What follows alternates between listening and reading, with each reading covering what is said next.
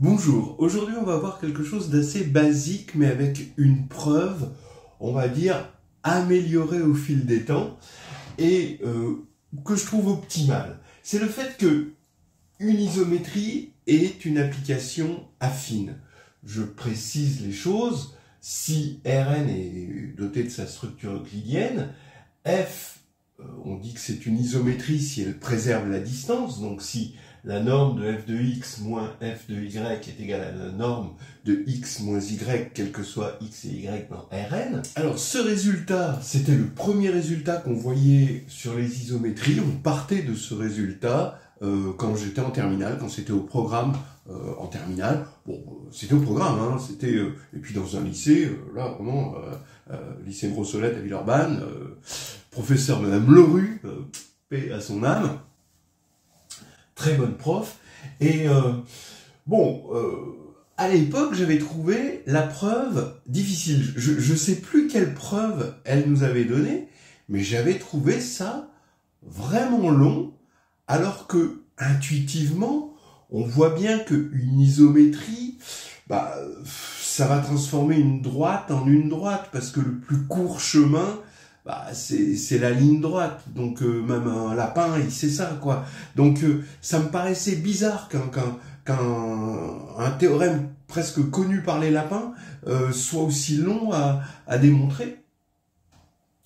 Et je m'étais dit que voilà, ça pourrait s'améliorer. Et puis récemment, on m'a posé la question, on était en train de discuter avec des gens de l'agrég interne, et j'ai dit, ah bah oui, j'ai bien dû faire une vidéo là-dessus, mais je crois que à chaque fois j'oublie la preuve. J'ai regardé un petit peu sur internet qu'est-ce qu'il y avait comme preuve, et effectivement, comme pas mal de résultats assez classiques, grâce aux réseaux sociaux, grâce aux forums de mathématiques, les preuves optimales ont émergé. Et donc je vais vous montrer, pour moi, ce que j'ai trouvé comme preuve optimale. Si vous en avez d'autres, n'hésitez pas à partager. Donc regardez, on va prendre phi de x égale f de x moins f de 0, et finalement, on veut montrer que f de x c'est f de 0, d'un point quelconque. En fait j'ai pris 0, mais on est en affine, hein, c'est un point, il est quelconque, plus une application linéaire. Donc ce qu'on veut, c'est montrer que phi est linéaire. Et donc le théorème, ça va être le suivant. Si phi va de Rn dans Rn, vérifie f de 0 égale 0 et phi de x moins phi de y est en norme égale à la norme de x moins y, alors phi est linéaire. C'est ça qu'on veut montrer.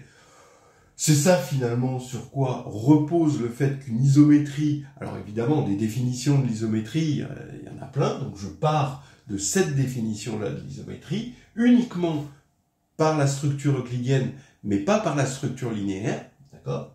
Et je montre que la norme suffit à obtenir la linéarité ou le côté affine, si on est du côté affine. Voilà, avec une petite pensée pour Madame Lerue. Alors vous allez voir, c'est très simple, hein, en 3 points. Le premier point, c'est que phi de x, phi de y, le produit scalaire est égal à xy. Bon, ça va venir directement de ça en fait. Le deuxième point, c'est que phi va envoyer une base orthonormée sur une base orthonormée, ça vient directement du premier point. Et le troisième point, c'est que phi est linéaire comme somme d'applications linéaires. C'est la partie que je trouve astucieuse. Voilà. Alors la première partie, étant donné que phi de 0 égale 0 en posant y égale 0, eh bien ça va nous faire que phi de x en norme est égal à la norme de x. Bien. Donc, quand j'écris cette égalité, mais au carré, d'accord? Donc, je l'écris sous forme d'un produit scalaire, phi de x moins phi de y, scalaire phi de x moins phi de y, c'est égal à x moins y, x moins y. Voilà, alors par bilinéarité, je développe ça. J'ai phi de x, moins 2 phi de x, phi de y, parce que c'est symétrique, plus phi de y, et de l'autre côté, exactement la même chose, mais sans les phi.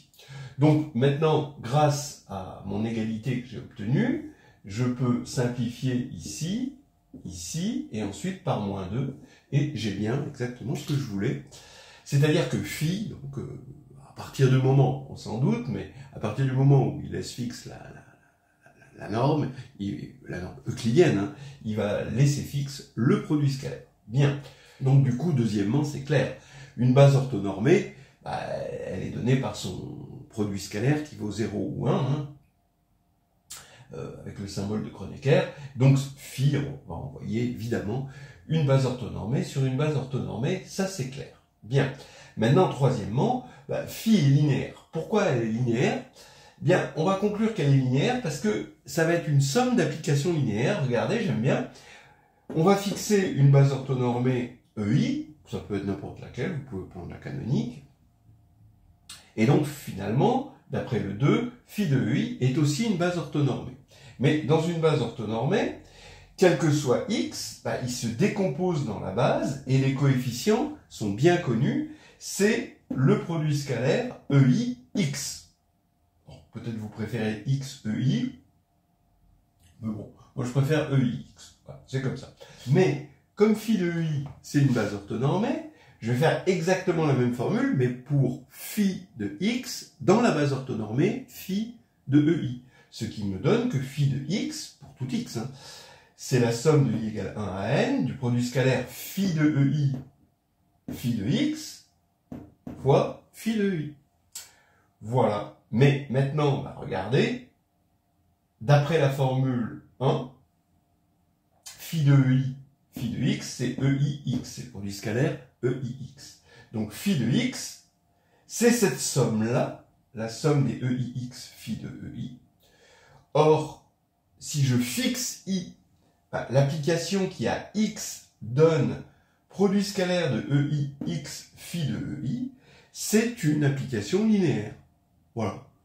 Hein, vous pouvez même voir que c'est un endomorphisme de rang 1, hein, et même tous les endomorphismes de rang 1 peuvent s'écrire un peu sous cette forme.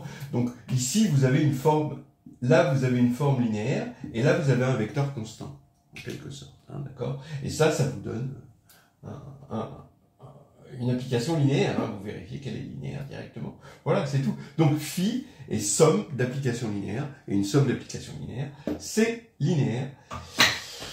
Voilà, on a terminé avec cette histoire. Ça me paraît être une des preuves les plus courtes, hein, pour montrer que toute isométrie est affine, finalement. Moi, je le vois comme le théorème du lapin qui fuit, quoi, hein, la ligne droite.